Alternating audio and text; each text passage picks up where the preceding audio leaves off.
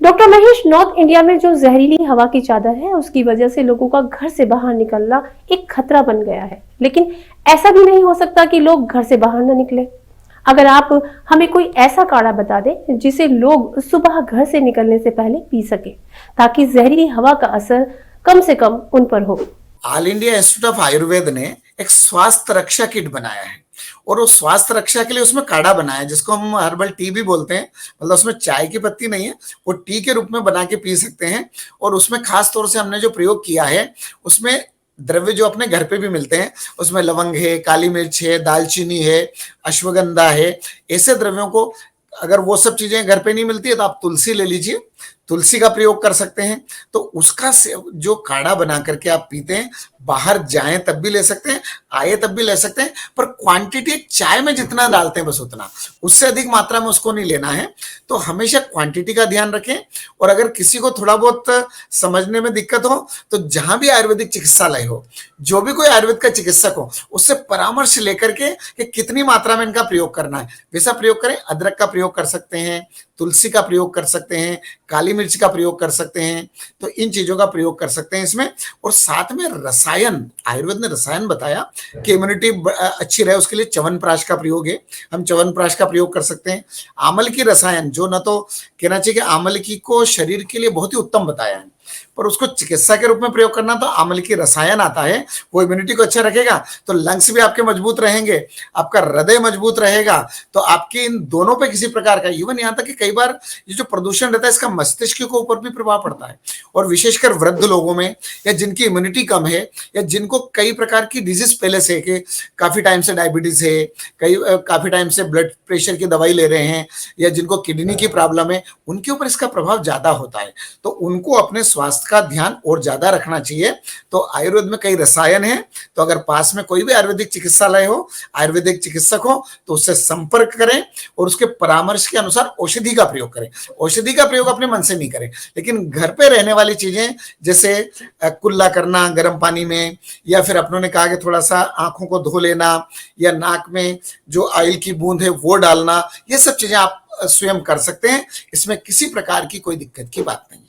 Doctor Mahesh, जब जहरीली हवा हमारे शरीर में आ जाती है तो गले और सांस की समस्या होना तय है। आप हमारे दर्शकों को ये बताइए कि हम आयुर्वेद के लिहाज से क्या उपाय अपना सकते हैं जिससे हमें राहत मिले और कोई साइड इफेक्ट भी ना हो। बिल्कुल, देखिए जो प्रदूषण है उस प्रदूषण से बचने के लिए अगर हम उपाय कर लें तो कहीं ना कहीं उसका जो हानिकारक प्रभाव शरीर के ऊपर होगा उससे हम बच सकते हैं।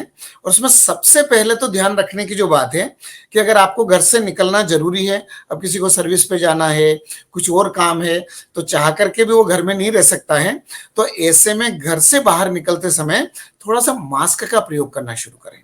तो मास्क के कारण हमारे शरीर में प्रदूषित वायु का प्रवेश थोड़ा कम होगा। और मास्क के साथ में आंखों से बचाव के लिए अगर हम चश्मे का प्रयोग कर लें, गॉगल का प्रयोग करें, तो वो भी एक तरह से हमारे लिए हेल्पफुल रहता है। अब आयुर्वेद इसके साथ में कुछ और दूसरे उपाय बताता है, और उसमें सामान्य उपाय के रूप में हमारे हर एक के घर में, जैसे आपने भी किचन की बात की थी कि हमको बाहर जाने की आवश्यकता भी नहीं है, अगर घर के अंदर अणु तेल है, तिल का तेल है, तो घर से जब हम बाहर निकलते हैं उस समय अच्छे से दोनों नासारंध्रों में थोड़ा सा अणु तेल या जो तिल का तेल है उस तेल को अगर लगाते हैं तो वो एक कहना चाहिए कि प्रोटेक्टर का काम करता है। वो शरीर के अंदर जो है जाने वाले जो प्रदूषित हैं या दूषित हवा के साथ में जो भी कण जा रहे हैं उनको वो रोक लेता है। तो जो प्रदूषण है उससे बचने के लिए हम नस्य का प्रयोग कर सकते हैं। इसको आयुर्वेद की भाषा में नस्य बोलते हैं, और सामान्य भाषा में अगर देखें तो एक बूंद अपनों ने ऑयल लिया और उसको दोनों नासारंध्र में लगा लिया, तो ये लगा करके हम बाहर निकलेंगे तो बहुत कुछ अपन बचाव कर सकते हैं उसके साथ में। साथ ही अगर हम देखें तो जो घर के अंदर जो हवा को शुद्ध करते हैं, ऐसे शुद्ध हवा को करने वाले पौधों को लगाएं। और उन पौधों में जो पौधे ऑक्सीजन देते हैं, जो इंडोर प्लांट रहते हैं, उन प्लांट का अगर हम प्रयोग करें तो उसमें कई प्लांट हैं। हमारे यहाँ नागदंती है जो ऑक्सीजन देती है, और भी प्लांट है। तो घर के अंदर इंडोर में अगर हम उन प्लांट को लगाएं तो बाहर वातावरण भरे प्रदूषित है, लेकिन वो घर के अंदर के वातावरण को साफ रखने में हमारे लिए हेल्पफुल रहते हैं। तो एक वो कर सकते हैं। दूसरा, घर पर जो है कुछ द्रव्य ऐसे हैं जिन द्रव्यों का प्रयोग हम धूपन के रूप में कर सकते हैं, वहां पर धुआं नहीं करना है, पर वो द्रव्य का प्रयोग जो वातावरण को शुद्ध करते हैं, तो उनका प्रयोग हम कर सकते हैं। उसमें जैसे कपूर है, नीम है, इन द्रव्यों के द्वारा वायु शुद्ध होती है, तो उनका प्रयोग घर में थोड़ी मात्रा में धूपन के रूप में कर सकते हैं, जो वायु को शुद्ध करते हैं। साथ ही हम तुलसी का अर्क, तुलसी जो होती है उसका अर्क ले लिया, उसको सेवन करें तो जो हमारे शरीर में किसी भी प्रकार के ये जो प्रदूषण का प्रभाव हुआ उसको दूर करने का काम करता है। सबसे पहले गला इफेक्ट होगा और उस गले के लिए तुलसी बहुत अच्छी है।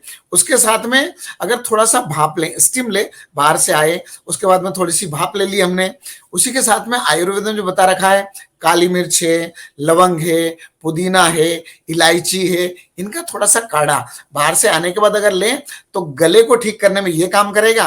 और वो जो ऑयल का प्रयोग आपने किया है तो नाक के थ्रू अगर कुछ भी अंदर जा रहा है तो उसको रोकने का काम वो करता है। और ये चीजें बिल्कुल घर पे अवेलेबल है जिनका हम प्रयोग कर सकते हैं। साथ ही सौंठ का पानी पीना, थोड़ा सा सौंठ का पानी उबाला, उसको छान करके थोड़ी मात्रा में लेना, उसको ज्यादा मात्रा में नहीं लेना है ताकि गर्मी ज्यादा नहीं हो, तो उसका प्रयोग किया जा सकता है। अदरक की चाय लेना, उसका प्रयोग किया जा सकता है। और एक बात लास्ट में, तांबे के पात्र में रखा हुआ पानी, उसका प्रयोग करने से वो रक्त की भी शुद्धि करेगा, आपका गले में भी प्रदूषण जो हो रहा है उसके कारण जो बेड इफेक्ट होने वाला उससे बचाएगा।